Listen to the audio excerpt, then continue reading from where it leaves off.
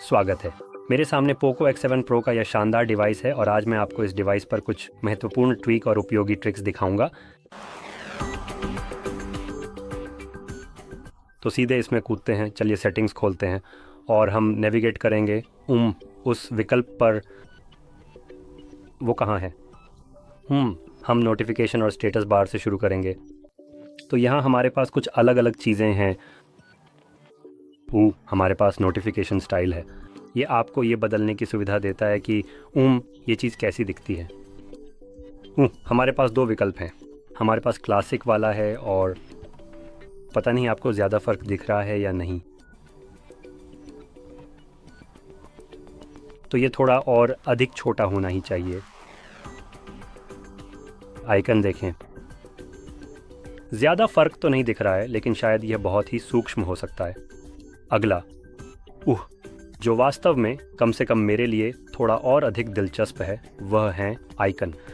यह निर्धारित करता है कि आपके स्टेटस बार में कितने आइकन वास्तव में दिखाई देंगे। डिफ़ॉल्ट रूप से मुझे लगता है कि ये 1 की बजाय 3 पर सेट है, लेकिन आप इसे बदल सकते हैं या आप चाहें तो कोई भी आइकन ना दिखाएं। जब आप इसे नीचे खींचते हैं तो आप फिर भी नोटिफिकेशन देख सकते हैं। और फिर हमारे पास बैटरी इंडिकेटर है। तो यहाँ हमारे पास सामान्य बैटरी है, बैटरी जिसमें प्रतिशत अंदर है और प्रतिशत बाहर है। तो आप जो चाहें वह चुन सकते हैं। मुझे लगता है कि आप ये भी बदल सकते हैं कि बैटरी कैसे दिखाई दे रही है कहीं और बैटरी सेक्शन में ताकि आप इसे शायद वर्टिकल भी कर सकें। लेकिन मैं ये बताना चाहता हूँ कि बैटरी के अंदर प्रतिशत केवल तभी उपलब्ध होता है जब बैटरी वर्टिकल की बजाय हॉरिजॉन्टल हो, या नहीं उल्टा, जब यह है ना वो हॉरिजॉन्टल वर्टिकल की बजाय। तो हाँ, अब चलिए होम स्क्रीन की ओर बढ़ते हैं। यहाँ हमारे पास थोड़े और विकल्प हैं। तो हमारे पास ऐसी चीज़ें हैं जैसे कि होम स्क्रीन स्टाइल कहीं पर, मुझे लगता है कि ये वही है। हाँ, यही है। तो होम स्क्रीन, और आप ड्रॉअर मोड या क्लासिक बदल सकते हैं। मुझे लगता है कि क्लासिक वाला डिफ़ॉल्ट रूप से आता है। मुझे व्यक्तिगत रूप से ड्रॉअर मोड पसंद है क्योंकि यह आपको सभी एप्लीकेशन को व्यवस्थित रूप से रखने की सुविधा देता है इनके ऐसे इस पुल अप ड्रॉअर में। और एक चीज़ जो Xiaomi में है वह है कैटेगरी टैब। तो सभी एप्लीकेशन अपने अपने कैटेगरी में अपने आप सॉर्ट हो जाएंगे, जिससे अगर आपके पास बहुत सारे एप्लीकेशन इंस्टॉल हैं तो किसी खास एप्लीकेशन को ढूंढना काफ़ी आसान हो जाएगा। हालांकि एक चीज़ जो मैं सलाह नहीं दूंगा वह यह है कि जब आप सेटिंग्स में जाते हैं तो आप वास्तव में कैटेगरी को कस्टमाइज़ कर सकते हैं। और यहाँ हमारे पास बहुत सारी कैटेगरी हैं जो स्पष्ट रूप से सक्षम हैं। आप कस्टम कैटेगरी बना सकते हैं और आप इन कैटेगरी को नाम भी दे सकते हैं। तो आप क्या कर सकते हैं कि इनके नाम को छोटा कर दें, जैसे कि कम्युनिकेशन ना रखें क्योंकि ये बेवजह बहुत ज़्यादा जगह ले रहा है। अगर आप यहाँ देखें तो कम्युनिकेशन खुद ही लगभग 1/3 जगह ले रहा है। अगर आप उदाहरण के लिए इसका नाम छोटा करके सिर्फ कॉम और फिर एंटरटेनमेंट के लिए रख दें, तो इससे आपको एक साथ ज़्यादा कैटेगरी दिखाने का मौका मिलेगा, जिससे आप उन्हें आसानी से स्विच कर सकते हैं, बजाय इसके कि आपको स्क्रॉल करना पड़े। जब आपको स्क्रॉल करना पड़ता है तो यह जाहिर है कि कम सुविधाजनक हो जाता है। और मैं आपको एक चीज़ दिखाने जा रहा हूँ। मैं खुद व्यक्तिगत रूप से स्मार्ट लॉन्चर का इस्तेमाल करता हूँ। तो अगर मैं आपको दिखाऊं तो मेरे पास नीचे सभी कैटेगरी आइकन के रूप में है। तो यही चीज़ मैं डिफ़ॉल्ट वाले में भी देखना चाहूँगा। तो आप ऐसा करने की कोशिश कर सकते हैं। लेकिन जैसा कि मैंने कहा, यहाँ आपके लिए कोई आइकन नहीं है। आपको इस तरह का प्रभाव पाने के लिए सिर्फ नाम छोटा करना होगा। लेकिन कैटेगरी एक शानदार चीज़ है जिसे आप ऐप ट्रे के साथ इस्तेमाल कर सकते हैं। अब चलिए फिर से सेटिंग्स में वापस चलते हैं। देखते हैं कि यहाँ कुछ दिलचस्प है या नहीं। यहाँ पर सिस्टम नेविगेशन भी उपलब्ध है। तो हमारे पास बटन नेविगेशन और जेस्चर दोनों हैं। मैं जेस्चर पर स्विच करने वाला हूँ क्योंकि मुझे वही इस्तेमाल करना पसंद है। और यहाँ कुछ मामलों में जेस्चर कन्फर्मेशन भी है। अच्छा, अब ये वास्तव में कुछ ऐसा है जिसे मैंने पहली बार देखा है और ये वाकई अच्छा है क्योंकि मैं इसे अन्य डिवाइसों पर बंद करना चाहूँगा। तो इसका मतलब ये है कि जब आप कभी कभी उदाहरण के लिए कोई फ़िल्म देख रहे होते हैं और ऊपर की ओर स्वाइप करते हैं तो यह एक पॉपअप देता है, बंद करने के लिए फिर से स्वाइप करें, या इसी तरह की कोई बात। आप इससे छुटकारा पा सकते हैं और बस पहली बार स्वाइप करने पर ही इसे बंद कर सकते हैं। असल में ये एक बहुत ही अच्छा फ़ीचर है। और यहाँ एक और चीज़ है, वह है हाइड फुल स्क्रीन इंडिकेटर, जो कि नीचे की यह बार है। इसका कोई खास उपयोग नहीं है, तो मैं इसे हटा देता हूँ ताकि लुक और साफ सुथरा लगे। और यहाँ पर हमारे पास बस इतना ही है। तो अब चलिए डिस्प्ले की ओर बढ़ते हैं। तो डिस्प्ले और ब्राइटनेस में यहाँ हमारे पास डार्क मोड और लाइट मोड है, जिससे आप इनके बीच स्विच कर सकते हैं। इसके नीचे आपके पास डार्क मोड के विकल्प हैं, जो कि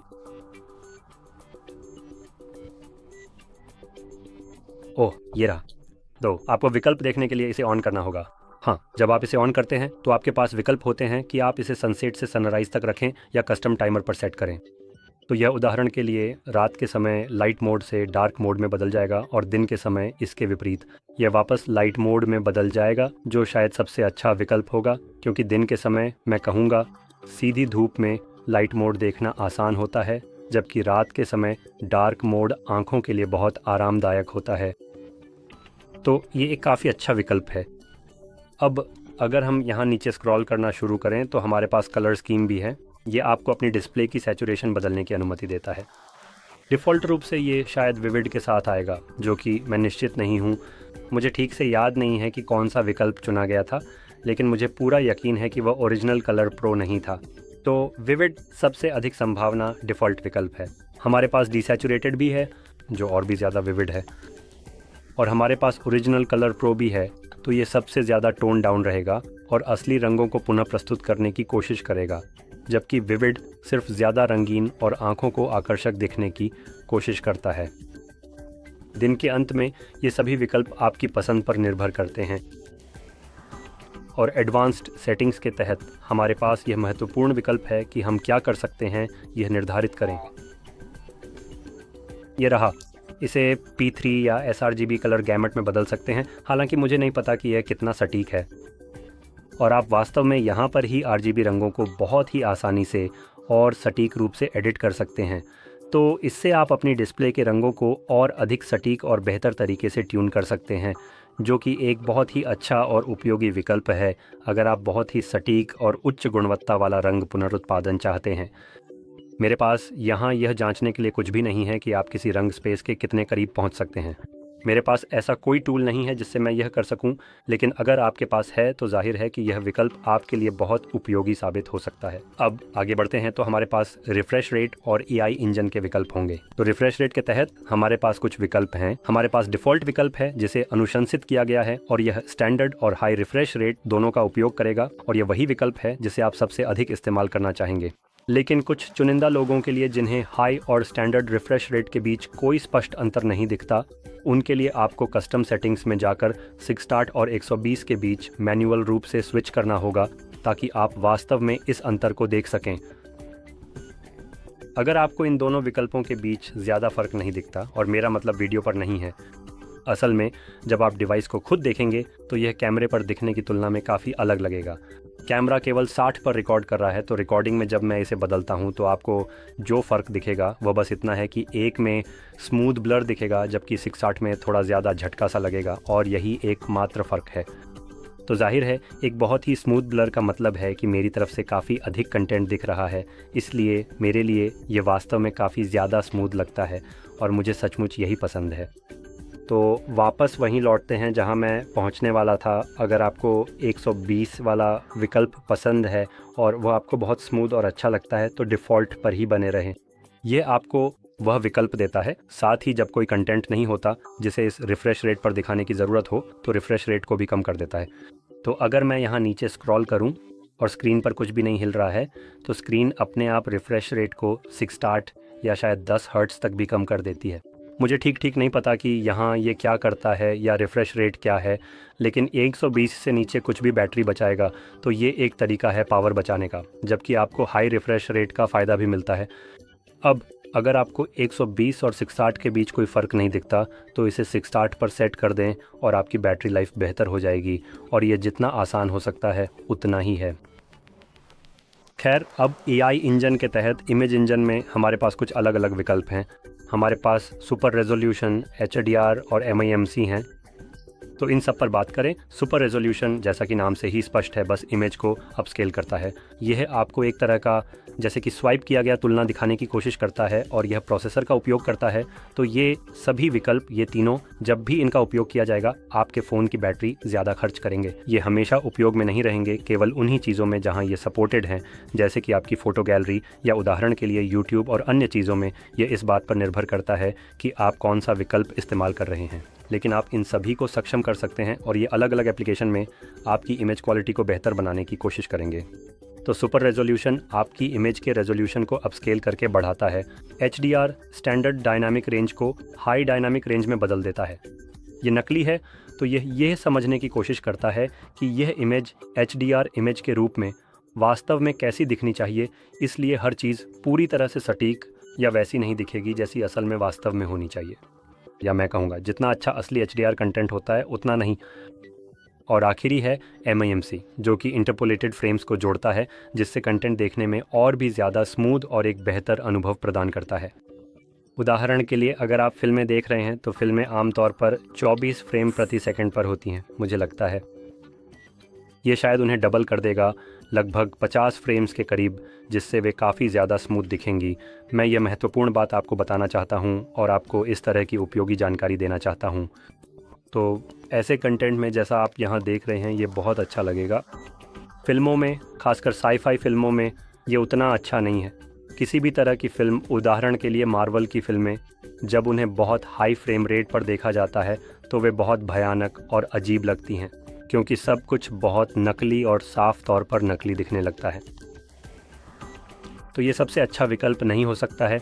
और टीवी शोज़ में भी ये बहुत सोप ओपेरा जैसा दिखने लगता है, इसलिए ये उतना अच्छा विकल्प नहीं हो सकता।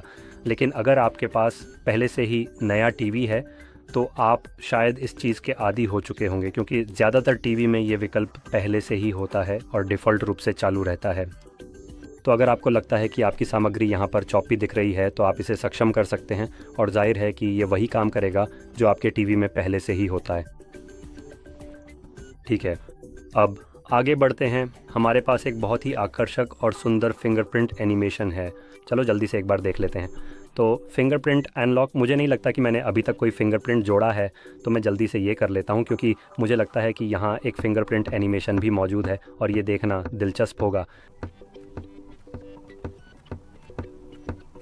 तो चलिए जल्दी से, चलो हो गया। तो